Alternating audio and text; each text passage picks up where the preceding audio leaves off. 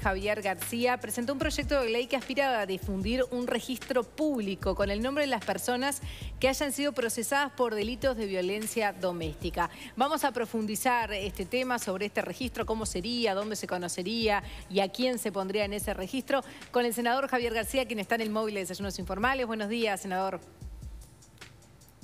Buenos días, ¿cómo están todos por ahí? Hola, bien, ¿todo bien? Bien, todo bien. Bueno, vamos a definir un poco en qué consiste este proyecto. Este proyecto lo que busca es atacar un problema muy serio, muy grave que tenemos en Uruguay, que es la violencia doméstica, la violencia de género, por razones de parentesco, etc. Y que tiene este delito un mecanismo muy perverso. Se aprovecha de la intimidad y del silencio del hogar, muchas veces utilizando hasta los hijos de rehén.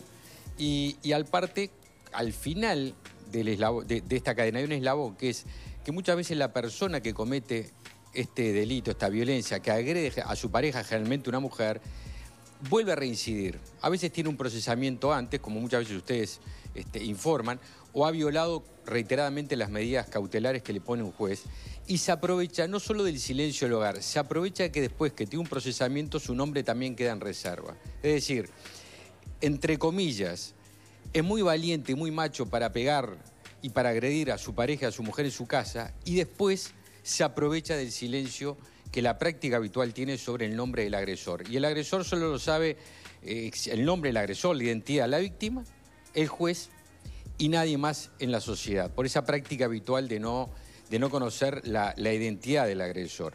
Y vuelvo a reiterar, el último eslabón de la cadena, trágico, es que muchas veces esta persona, con este perfil agresor que tuvo un procesamiento que violó las medidas cautelares, termina matando a su pareja. Entonces, lo que pretendo con el proyecto, primero es clarificar una práctica que tiene muchos años en Uruguay y que no tiene ningún sustento legal. Y es que en los casos de los procesados primarios no se revela la identidad. El único antecedente que hay es un decreto del año 67, fíjese si hará años, yo tenía 4 años de vida en ese entonces, destinado a los policías, para que no revelen el nombre de los procesados primarios. Y la Suprema Corte de Justicia en el año 2000, en una circular interna, es una medida administrativa absolutamente, sugiere a su funcionario no revelar el nombre de los primarios. Pero no hay ninguna ley que lo ampara. Senador, busco preservar una vida, disuadir. Son los comunicados, Javier, policiales, que ponen las iniciales. Capaz que ayer comentábamos con Juan Miguel en producción, si viniera la información oficial con los nombres justamente de los procesados, los daríamos. Lo que pasa es que es una costumbre. Que en general no es solo parte de los medios, sino que las propias fuentes oficiales son las que dan iniciales.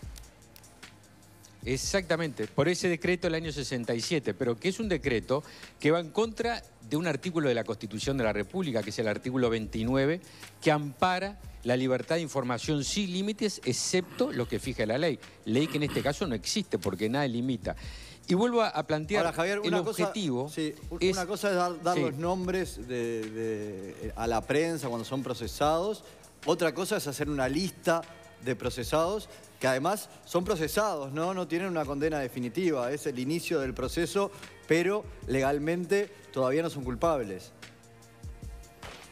Juan Miguel, el proyecto plantea que una vez que hay un procesamiento o que hay una violación reiterada de las medidas cautelares, es decir, el juez determina, porque hay una persona que agrede, que hostiga, que aplica medidas cautelares, que no se puede acercar a un perímetro determinado, una instancia determinada de su pareja, que no la acose. Bueno, la persona que, a pesar de lo que determina el juez, acosa a su pareja físicamente, por medios electrónicos, la amenaza, a pesar de que hay unas medidas aplicadas, esa persona hay que evitar que siga recorriendo esa cadena que termina en una agresión que puede ser letal. Ajá. Hay un procesamiento. La inmensa mayoría, inmensísima, si vale el término mayoría, de los procesamientos terminan en condena en Uruguay. Y uno me podrá decir, puede haber una injusticia. Sí, pero ante una injusticia y salvar una vida, yo me quedo tratando de salvar una vida. Ahora, Javier, porque entonces, lo que no puede pasar... ¿por qué no hacer una lista también de otros? Cierro el razonamiento. Sí. ¿Cómo? ¿Por qué no hacer una lista de otros delincuentes, de rapiñeros, de homicidas, etcétera, ¿no? Yo disparé, les agradezco mucho las preguntas. ¿Por qué disparé con este delito? Porque este delito se sustenta en la intimidad y en el secreto y en la reserva del hogar. El que, vuelvo a reiterar, entre comillas, el muy valiente y el muy macho para pegar y agredir a su mujer aprovechándose del silencio de su hogar, de la intimidad y poniendo rehenes a sus hijos, después lo premiamos haciendo que también haya silencio y reserva sobre su nombre. Es decir, alimentamos el mecanismo de la perversidad de la agresión, que es el silencio y la reserva del hogar. Por eso empecé con este delito. No quiere decir, por eso les agradezco la pregunta, que el debate no deba darse sobre otras circunstancias, porque vuelvo a reiterar, hay una práctica habitual que es que se revela solo la inicial del delincuente, que no tiene ningún sustento legal. Ajá. Ustedes, los periodistas, están ceñidos a eso porque la información que viene con iniciales. Y a ustedes se les limita la libertad de información, que está garantizada por la Constitución de la República.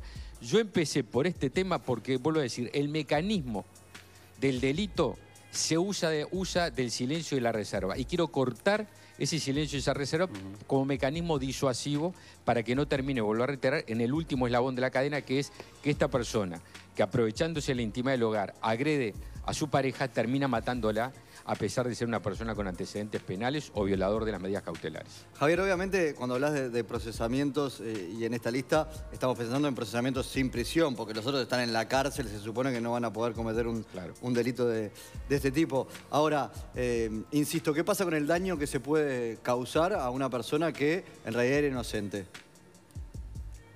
¿Y qué pasa con el daño que se le causa a una mujer que muere asesinada por su pareja? No, eso se lo causa la pareja, pero en este caso el daño eso es irreparable. Por eso digo, ante el Estado. Pero hay que repararlo, eso pregunto. ¿Hay una reparación prevista? Decía hace unos segundos atrás, la inmensa mayoría, la inmensísima mayoría de los procesamientos en Uruguay terminan en condena. Sí. Puede cometerse una injusticia, pero vuelvo a reiterar, estoy seguro que si a ti o a mí o a cualquiera nos dan a elegir entre una injusticia y salvar la vida de una mujer que por el silencio de la agresión que sufre y el silencio y la reserva del nombre de su agresor se produce después, todos optamos por salvar la vida. Es obvio, es obvio. Yo estoy pensando en el inocente, no en el culpable. Claro, ese escrache público, Javier, para ese inocente es terrible, se le viene el mundo abajo.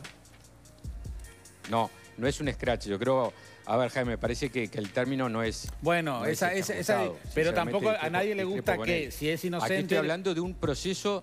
No, un escrache es una medida militante que atenta contra la libertad de una persona. Eso es un escrache. Está bien. Me refería a acusarlo públicamente. Perdón, Jaime. Aquí estamos hablando de un proceso judicial amparado por la ley. Te digo sinceramente, me parece que el término... Está bien, pero no discutamos... Admito que lo infeliz del término, pero para esa persona a la cual es inocente... Se lo integra en una lista. Yo entiendo el argumento de uno contra la mayoría, pero para esa persona se le viene el mundo abajo por haberlo acusado injustamente. Yo no estoy hablando, estoy hablando de una persona sometida a proceso, que hay una decisión primaria del juez de procesarla porque violentó y agredió a su pareja. Que en la inmensa mayoría de los casos, cuando digo la inmensa, digo acercándose al 100%, terminan en condena. El procesamiento primario termina en una sentencia firme después. Así que estamos bastante lejos de la inocencia.